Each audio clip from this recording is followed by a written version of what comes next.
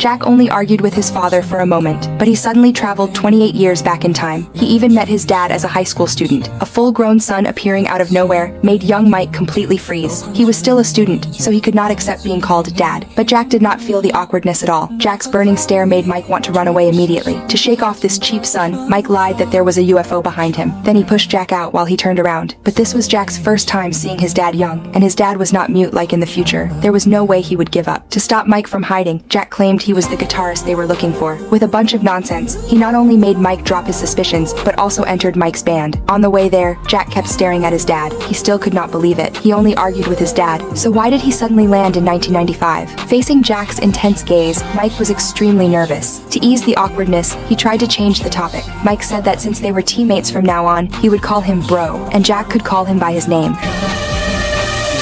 네, 형! 부르셨습니까? Jack felt helpless, but he had to figure out what happened. He thought he fooled his dad, but the fake guitarist identity was about to be exposed. This band existed because Mike wanted to chase the school queen. He planned to perform for her at next month's school festival, but the school queen did not like him. To get rid of him, she gave him an impossible request. To impress her, Mike gathered skilled but troublesome musicians who were expelled for showing off, so none of them cared about Mike's band, until they heard the festival would be full of pretty girls. Then they suddenly became excited. But the moment they were ready, Mike stopped playing. They thought he was nervous, but he was a complete beginner who could only play the intro. Being played like fools, the band members almost exploded with anger. They held back the urge to beat him up and walked away, but Mike refused to give up. He promised again and again that he would find a great guitarist. No one believed him. It was too late to train anyone now, unless he found the legendary guitarist Ken. And it was while searching for Ken that he accidentally met Jack on the street and mistook him for Ken. So Mike confidently brought Jack back to the band, but the moment they saw Jack, they exposed him instantly. Feeling tricked again, the band members rushed up and beat him like crazy. 아빠야말로 미쳤어?